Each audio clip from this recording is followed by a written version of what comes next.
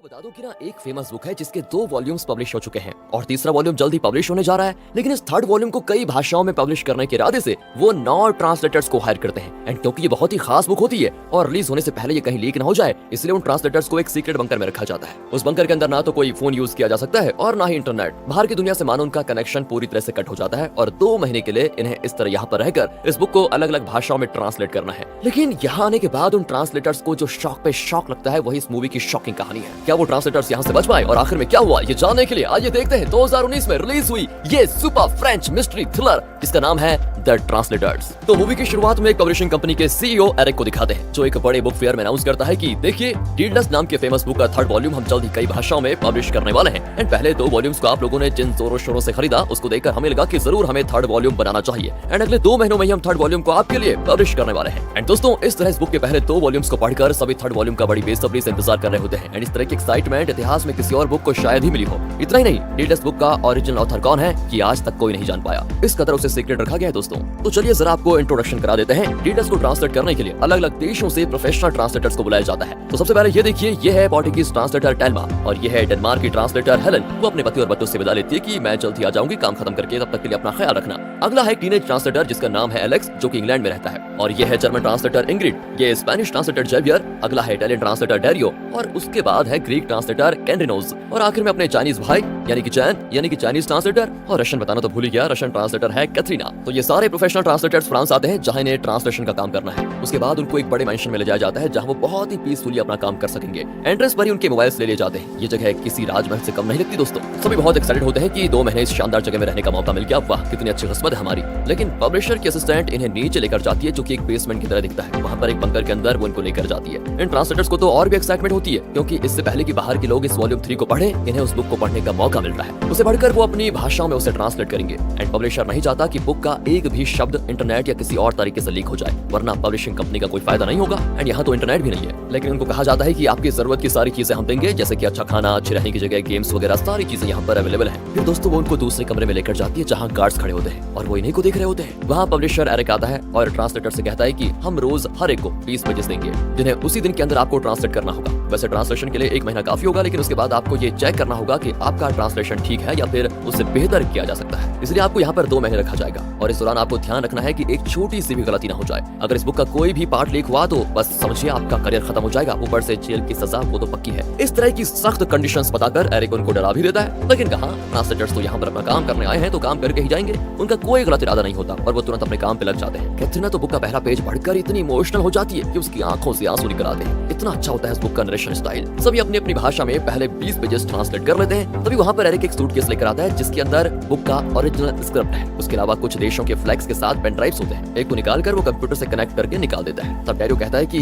मुझे इस बुक के ऑथर से मिलना है। एरिक भी कहता है कि ऑथर का नाम है ऑस्कर, लेकिन वो कहाँ है, औरत है या आदमी, इसके बारे में कोई पता नहीं लगा सकता। तब एलेक्स कहता है कि अरे हम उनकी बुक ट्रांसलेट कर रहे हैं तो हमें उनसे मिलवाने में क्या अर्ज है। एरिक कहता है कि ऑस्कर अपनी आइडेंटिटी रिवील नहीं करना चाहता और किसी से मिलना भी नहीं चाहता, इसलिए इस बात को तो छोड़ दो कि उनसे मिलना है। अगले सीन में दोस्तों आ जाइए, कैथरीना एरिक के कमरे में वेट कर रही होती है। शायद लगता है कुछ पूछने आई हुई है, लेकिन एरिक तो दूसरे कमरे में फोन पर बात कर रहा होता है। इसी बीच वो चुपके से उस सूटकेस को खोल देती है जिसमें होती है ओरिजिनल स्क्रिप्ट। इतने में वहाँ पर एरिक की आहट सुनकर वो सब कुछ वैसे बंद करके चुपचाप बैठ जाती है। एरिक कहता है कि तुमने आज बहुत बढ़िया तरीके से ट्रांसलेट किया है और तुम बहुत ही जल्दी काम भी करती हो। असल में दोस्तों वो कैथरीना को इम्प्रेस करना चाहता है। कैथरीना भी इम्प्रेस होने की एक्टिंग करने लग जाती है। कट करके यहाँ से कुछ महीने पहले का फ्लैशबैक दिखाते हैं जब एरिक सिटी से दूर एक पुराने बुक शॉप में जाता है। वहाँ वो एक बुजुर्ग से मिलता है जिसका नाम है जॉर्ज। एरिक कहता है आपने बुक्स लिखकर जो पैसे कमाए हैं उससे तो पूरी दुनिया को खरीदा जा सकता है। जॉर्ज भी हंसकर कहता है कि हाँ अब डीडलेस का ये तीसरा वॉल्यूम भी लिख लूंगा तो फिर मैं लिखना बंद कर दूंगा। एंड इनकी बातों से तो ये लगता है कि डीडलेस का ओरिजिनल ऑथर जॉर्ज ही है। खैर आगे देखते हैं क्या होता है। अब आ जाइए प्रेजेंट में बंकर के अंदर देखते हैं जहाँ पर ट्रांसलेटर्स अपना काम भी करते हैं और एंटरटेनमेंट भी बहुत ज्यादा हो जाता है उनके लिए। बहुत मजे करते हैं वो सभी, बहुत बढ़िया तरीके से ट्रांसलेट भी करते हैं और फ्री टाइम में पार्टी, ड्रिंक्स, गेम्स वगैरह बहुत मजा लूटते हैं। लेकिन तब शुरू होती है एक प्रॉब्लम। एरिक को आता है एक मैसेज जिसको देखकर उसके गुस्से का ठिकाना नहीं होता। वो तुरंत सारे ट्रांसलेटर्स को बुलाकर उन्हें पूरी तरह डांटता है। दरअसल डीडलेस की वॉल्यूम 3 के 10 पेजेस इंटरनेट पर पब्लिश हो चुके थे और जिसने भी ये मैसेज किया था वो डिमांड कर रहा था कि मुझे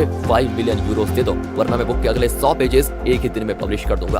अब एरिक गुस्से में कहता है कि तुम्हारे अलावा किसी ने बुक का ओरिजिनल स्क्रिप्ट नहीं देखा और मुझे पता है कि तुम में से किसी एक ने इसे लीक किया है। चुपचाप बता दो किसका काम है वो। अब दोस्तों इतनी सीरियस बात हो रही थी कि तभी एक ट्रांसलेटर हंस पड़ता है कि अब बताओ ये बुक तो लीक हो चुकी है, मतलब इसे अब कोई नहीं खरीदेगा, हो गया ना नुकसान। एरिक को उसको देखकर इतना गुस्सा आता है ना कि वो अपने गार्ड से कहकर उस ट्रांसलेटर को पीटने लग जाता है। तब जाकर बाकी ट्रांसलेटर्स घबरा जाते हैं कि ये लोग तो हाथ उठा रहे हैं हम पर। एरिक सबको धमकाता है कि अगर किसी ने अपनी गलती नहीं मानी तो सजा सबको मिलेगी, कहकर वो चला जाता है। उसके बाद गार्ड्स हर एक कमरा चेक करते हैं और सारी चीजें इधर से उधर कर देते हैं। कुछ ट्रांसलेटर्स के साथ वो वायलेंट भी हो जाते हैं। एंड जब वो हेलन के कमरे में चेक करते हैं तो तकिए के नीचे एक स्क्रिप्ट होता है। फिर वो उसको एरिक के हवाले कर देते हैं। एरिक पूछता है ये क्या है। हेलन बताती है कि ये तो मेरा अपना नोवेल है जिसे मैं 8 साल से लिख रही हूँ। वो कहती है कि राइटिंग मेरा पैशन है, लेकिन शादी के बाद बच्चे होते रहे और मैं इस पर फोकस नहीं कर पाई। एक पल के लिए भी मैं आराम से लिख नहीं पाती थी, इसलिए मैंने सोचा कि यहाँ डिडलस को ट्रांसलेट करके जब मुझे वक्त मिलेगा तो मैं चैन से इसको लिख पाऊंगी। लेकिन एरिक उसको पढ़कर कहता है ये तो बहुत ही लो क्वालिटी की राइटिंग है, इसमें वक्त बर्बाद करने के बजाय तुम्हें हमारी बुक पर ध्यान देना चाहिए, लेकिन हाँ तुम्हें सजा तो जरूर मिलेगी, कहकर वो उन सारे पेजेस को आग में डाल देता है। हेलन बर्दाश्त नहीं कर पाती कि उसकी 8 साल की मेहनत आग में जल गई। एंड अब अगले सीन में सारे ट्रांसलेटर्स डिस्कस करते हैं कि हम सभी प्रोफेशनल ट्रांसलेटर्स हैं, ऐसे में कौन पेजेस को लीक कर सकता है, कुछ समझ में नहीं आ रहा। चैन कहता है कि जरूर किसी ने अपना फोन यहाँ पर छुपा रखा होगा, उसी के जरिए ये लीक हुआ है। अब सब एक ट्रांसलेटर को देखने लग जाते हैं जिसके हाथ पर पट्टी बंधी हुई है। वो भी कहता है कि अरे मुझे ऐसा क्यों देख रहे हैं सब, यहाँ आने से पहले मेरा एक्सीडेंट हुआ था जिस वजह से मुझे पट्टी लगी है। पर दोस्तों कोई उस पर विश्वास नहीं करता और जबरदस्ती उसकी पट्टी खोलने लग जाते हैं। सोचते हैं कि कहीं इसके अंदर इसने मोबाइल तो नहीं छुपा के रखा हुआ है, लेकिन यार उसमें सच में चोट लगी होती है, कोई मोबाइल नहीं होता उसके पास। यहाँ पर एलेक्स परेशान हो जाता है क्योंकि गार्ड्स ने उसके कमरे का बुरा हाल करके रखा था। तब कैथरीना वहाँ पर आती है। वो कहती है मुझे तुम पर शक है, तुम पक्का कुछ गड़बड़ कर रहे हो, तुम असल में एक प्रोफेशनल ट्रांसलेटर हो ही नहीं, तुमने उन पेजेस को लीक किया होगा। एंड तब एलेक्स एक सच रिवील करता है कि हाँ मैं एक प्रोफेशनल ट्रांसलेटर नहीं हूँ बल्कि डिडलस बुक का बहुत बड़ा फैन हूँ। जब डिडलस के पहले 2 वॉल्यूम्स रिलीज हुए तो उसने दोनों बुक्स पढ़े, लेकिन उसे उनका इंग्लिश ट्रांसलेशन उतना खास नहीं लगा,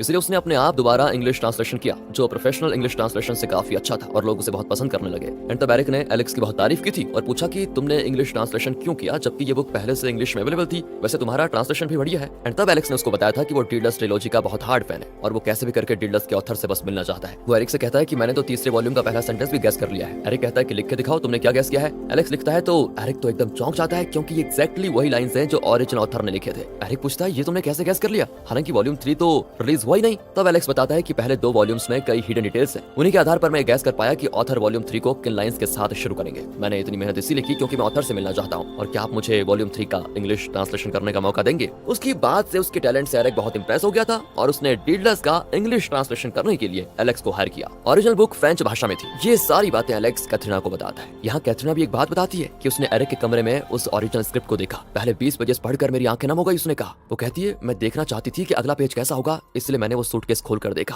लेकिन तब तक एरिक आ गया, मेरा और कोई इरादा नहीं था वैसे। एंड इस तरह दोस्तों वो अपने हिस्से का सच बता देती है। अगले सीन में दिखाते हैं कि वो ब्लैकमेलर जिसने एरिक को धमकी दी थी कि वो 10 पेजेस पब्लिश करेगा, वो उन पेजेस को सच में पब्लिश कर देता है और हर तरफ वो ट्रेंडिंग हो जाती है। एरिक को तो मतलब इतना गुस्सा आता है उसका सर फट जाता है। वो गुस्से में सारे ट्रांसलेटर्स के कपड़े उतरवा कर बहुत टॉर्चर करता है और क्या करता है कि कपड़ों के अंदर कहीं कुछ छुपा के तो नहीं रखा हुआ है। तब उसको एक और मैसेज आता है कि अब तक तुमने मुझे 5 मिलियन नहीं भेजे, अगर अगले 6 घंटों के अंदर तुमने मुझे 21 मिलियन नहीं भेजे तो डिडलस बुक के अगले 100 पेजेस मैं पब्लिश कर दूंगा, फिर गई तुम्हारी बुक पानी में। अरे यहाँ पर पागल हो गया है, वो सारा गुस्सा ट्रांसलेटर्स पर उतारता है और कहता है अब तुम लोग मरने तक यहीं पड़े रहोगे और अगर सच नहीं बताया तो और बुरे मरोगे और यहाँ पर याद रखना तुम्हें अब से कुछ नहीं मिलेगा जब तक तुमने सच नहीं बताया, कहकर वो चला जाता है। उसके बाद लाइट्स भी बंद हो जाती है। असल में सच का पता लगाने के लिए एरिक अपना टॉर्चर शुरू कर चुका है। ये लोग कैंडल जलाकर बैठे होते हैं और बड़े परेशान होते हैं कि अब क्या होगा। कितने सपने लेकर ये यहाँ पर आए थे कि हमें बुक ट्रांसलेट करने का मौका मिल रहा है। यहाँ पर एक और फ्लैशबैक दिखाते हैं कि एरिक जब जॉर्ज से मिलने गया था तो उसने जॉर्ज को बताया कि डिडलस का 3rd वॉल्यूम मैं एक सीक्रेट जगह पर ट्रांसलेट करवाने वाला हूँ। और तब जॉर्ज ने कहा था कि अब मैं तुम्हारे साथ काम नहीं करूंगा। जब तुम पहली बार मेरे पास आए थे तो तुम्हारे अंदर बुक्स पब्लिश करने का पैशन था, लेकिन अब तुम पैशन के लिए चीप पब्लिसिटी करके बुक्स को प्रमोट कर रहे हो एंड डिडलस वॉल्यूम 3 मैं तुमसे पब्लिश नहीं करवाऊंगा। ये सुनकर एरिक चौंक जाता है और कहता है मैं आपको बहुत सारे पैसे देने को तैयार हूँ और आप मेरे लिए और बुक्स लिखिए प्लीज। लेकिन जॉर्ज यहाँ साफ इंकार कर देता है और अब प्रेजेंट में आ जाइए। एक ट्रांसलेटर को दिखाते हैं जो चाकू लेकर एरिक का कत्ल करने जाता है, लेकिन अचानक किसी को देखकर वो चौंक जाता है। असल में हेलन ने फांसी लगा ली है। दोस्तों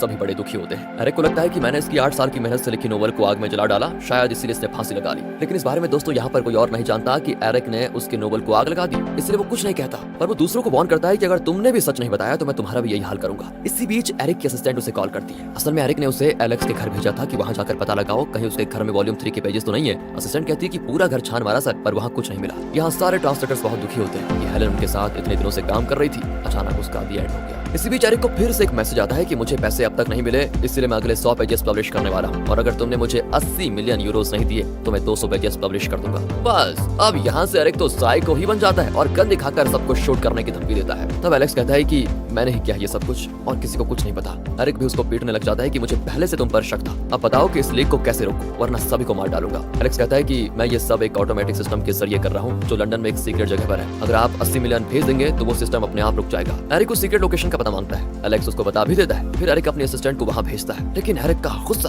कम नहीं होता और वो कैथरीना को शूट कर देता है। वहाँ वो असिस्टेंट उस सीक्रेट लोकेशन पर जाती है जहाँ पर एक सिस्टम अपने आप काम कर रहा होता है। वो सिस्टम के पास जाती है तो वहाँ पर एक फोटो होती है जिसमें एरिक असिस्टेंट को डांट रहा है। असल में भी एरिक हमेशा असिस्टेंट को डांटता धमकाता रहता है, इसीलिए अब उसे एरिक पर गुस्सा आने लग जाता है और वो एलेक्स को सपोर्ट करना चाहती है। वो एरिक से बदला लेना चाहती है और कॉल ही कट कर देती है। एरिक चौंक जाता है कि उसके असिस्टेंट ने उसका कॉल क्यों काट दिया और अब कोई और रास्ता न पाकर वो अपने पार्टनर को कॉल करता है और 80 मिलियन यूरोस अपने अकाउंट में ट्रांसफर करने को कहता है। वो भी कर देता है। एरिक उन पैसों को एलेक्स के सिस्टम में ट्रांसफर करता है, लेकिन कुछ ही देर के बाद वो अपना फोन ही फेंक देता है। तभी एक ट्रांसलेटर फोन उठाता है तो देखता है डीडलस वॉल्यूम 3 का पूरा बुक ही लीक हो चुका है, यानी इंटरनेट पर फ्री में पब्लिश हो चुका है। अब एरिक को इस बुक का तो एक भी पैसा नहीं मिलेगा। गुस्से में वो पागल ही हो जाता है और एलेक्स को शूट कर देता है, लेकिन उसका पागलपन देखकर उसके खुद के सिक्योरिटी गार्ड्स उस पर गन तान देते हैं। बाकी ट्रांसलेटर्स एलेक्स की मौत से बड़े शॉक हो जाते हैं, लेकिन तब पता चलता है कि एलेक्स की जैकेट के अंदर एक बुक थी जिस पर बुलेट लगा था और उसी की वजह से वो बच गया। बाकी वजह ट्रांसलेटर्स भी जिंदा बच निकलते हैं। एरिक को पुलिस के हवाले कर दिया जाता है। कट करके यहाँ से कैथरीना को दिखाते हैं जो बुलेट लगने की वजह से हॉस्पिटल में होती है। एलेक्स उसके पास बैठा होता है। फिर वो एरिक से मिलने जाता है जो पुलिस कस्टडी में है।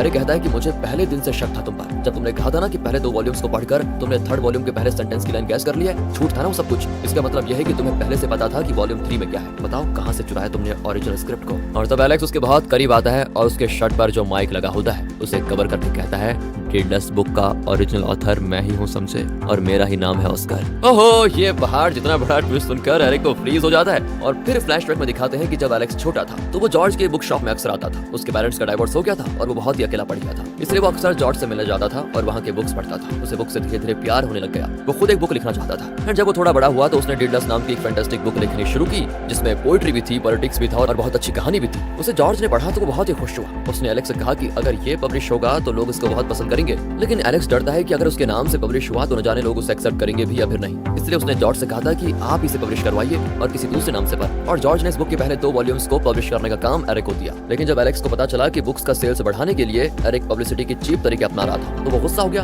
उसने जॉर्ज से कहा आप प्लीज वॉल्यूम 3 एरिक को मत दीजिए, हम कोई और अच्छा पब्लिशर ढूंढ लेंगे। जॉर्ज ने कहा कि ठीक है, मैं एरिक को मना कर दूंगा, तुम एक काम करो वॉल्यूम 3 लिखना शुरू करो। एलेक्स भी मान गया और इसी वजह से जब एरिक जॉर्ज से मिलने आया तो जॉर्ज ने कह दिया था कि मैं तुम्हारे साथ काम नहीं करूंगा। लेकिन एक दिन अचानक एरिक ने अनाउंस किया कि कुछ ही महीनों में वो वॉल्यूम 3 पब्लिश करने वाला है। उस वक्त वहाँ पर एलेक्स भी था। वो परेशान हो गया कि जॉर्ज ने तो कहा था कि इसे वॉल्यूम 3 नहीं देंगे, फिर एक कैसा अनाउंसमेंट हो सकता है। और अब प्रेजेंट में जब एरिक को पता चलता है कि एलेक्स ही ऑस्कर है तो वो चौंक जाता है। लेकिन एलेक्स उसे एक और शॉक देता है। एरिक ने जो उसे 80 मिलियन ट्रांसफर किए थे वो वापस एरिक के अकाउंट में ट्रांसफर कर देता है और एरिक से कहता है अब पुलिस तुम्हारी चमड़ी उधेड़ देगी कि इतने सारे पैसे तुम्हारे पर्सनल अकाउंट में कहां से आए, जवाब तैयार रखना उनके लिए। एरिक एकदम शॉक हो जाता है और बड़बड़ाने लग जाता है कि तुम ऑस्कर नहीं हो सकते क्योंकि मैंने खुद अपने हाथों से उसका कत्ल किया था और उसके पास से वॉल्यूम 3 का ओरिजिनल स्क्रिप्ट चुरा कर लाया था। यहाँ फ्लैशबैक में दिखाते हैं कि जब जॉर्ज ने एरिक को 3rd वॉल्यूम देने से इनकार किया था तो गुस्से में एरिक ने जॉर्ज को सीढ़ियों से धकेल कर मार डाला और डीडलस का वॉल्यूम 3 चुरा कर ले आया। उसने जॉर्ज के बुक शॉप में आग लगा दी थी ताकि ये बिल्कुल एक्सीडेंट लगे। उसके बाद ही उसने बुक फेयर में अनाउंस किया था कि कुछ महीनों में वो डीडलस का वॉल्यूम 3 पब्लिश करेगा। इस तरह एरिक अपने मुंह से कबूल कर लेता है कि उसने चोरी की और जॉर्ज का कत्ल भी किया। बाहर से पुलिस भी इनकी बातें सुन रही होती है, लेकिन उन्हें एलेक्स की बात नहीं सुनाई देती क्योंकि जब वो बात कर रहा था ना तो उसने माइक को कवर कर दिया था। पुलिस फिर एरिक को पकड़ कर लेकर जाती है क्योंकि उसके खिलाफ अब सॉलिड एविडेंस मिल चुका है। यहाँ तब एलेक्स को चैन आता है, इसलिए नहीं कि उसका बुक हिट हुआ बल्कि इसलिए कि जिस जॉर्ज को वो अपना दादाजी मानता था,